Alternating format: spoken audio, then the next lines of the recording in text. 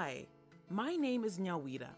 I am a community activist and I want to talk to you about why people must have access to safe abortions. The right to sexual and reproductive health includes the right to choose whether or not to terminate a pregnancy. The agency and freedom to make decisions whether to have children, with whom, and how many children to have should be protected. This right means people must also have the right to have access to safe abortion services and post-abortion care.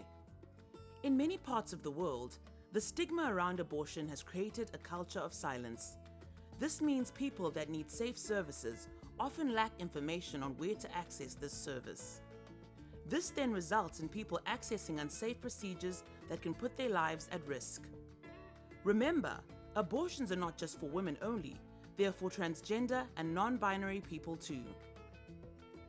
Sub-Saharan Africa has high rates of unsafe abortions due to restrictive laws and social stigma.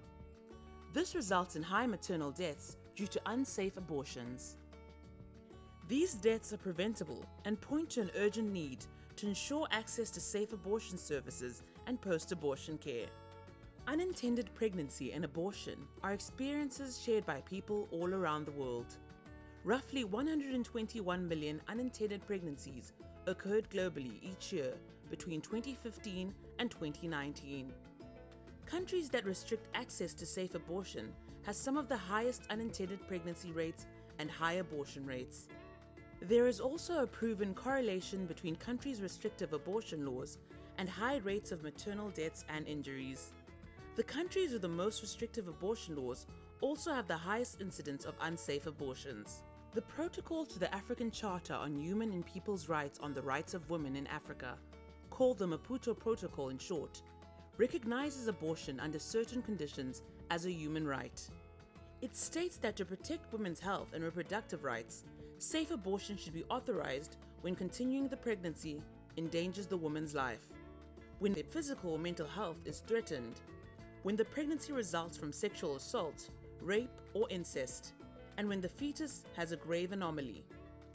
The Maputo Protocol provisions are a good starting point and should be considered as a minimum standard. Even though several countries in the region have laws that on the face of it permits legal abortions on the grounds outlined in the Maputo Protocol, the requirements to be met by women seeking a legal abortion are extremely onerous and in the majority of cases, almost impossible to meet. Moreover, these laws do not reflect the reasons most women terminate their pregnancies. Criminal laws that penalize and restrict access to safe abortion are unjustifiable barriers to the realization of women's rights to their health. These laws infringe upon a woman's dignity and autonomy by severely restricting their decision-making in respect to their reproductive health. Moreover, these laws consistently generate poor physical health outcomes, resulting in deaths that could have been prevented. You're probably asking yourself, why would people choose to have an abortion? Well, there are lots of reasons. For instance, there are cases where the pregnancy will affect the individual's mental or physical health. There is also the reality of pregnancy as a result of rape or incest. Other people decide to terminate a pregnancy because of broad social influences and cultural reasons. For instance, some people live in communities where it's considered taboo to have sex before marriage.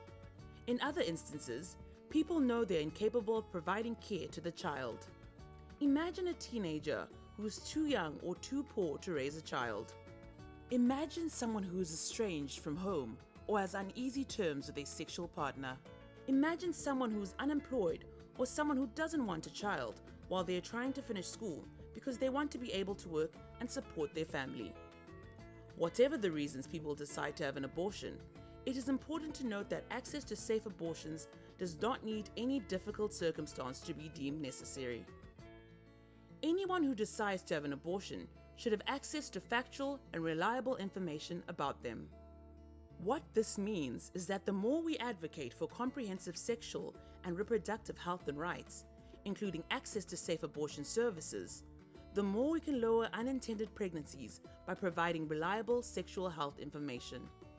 However, it is also important to note that in the countries where abortion is legal, actual access to safe abortion services can also be limited by barriers other than the law, including lack of information about services or long distances between facilities. Where safe abortion facilities are offered, social stigma means that there can be high levels of objection from health practitioners to provide the service.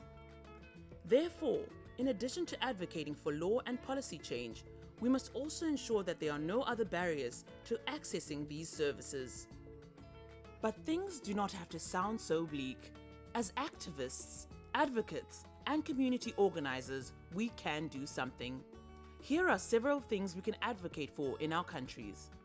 Firstly, we must continue to advocate for legal and policy change, as the law does matter in ensuring that everyone can enjoy this right. We can also advocate for service guidelines to be developed, disseminated, and implemented that are consistent with the World Health Organization's recommendations. There is so much stigma associated with abortion.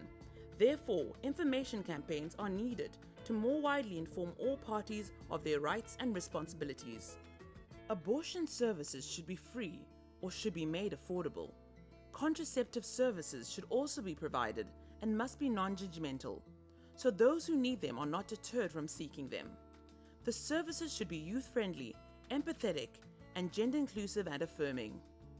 Be sure to visit www.araso.info for more information on how providing comprehensive sexual and reproductive health services, including access to safe abortion, protects the rights to bodily autonomy and integrity. Check out our social media.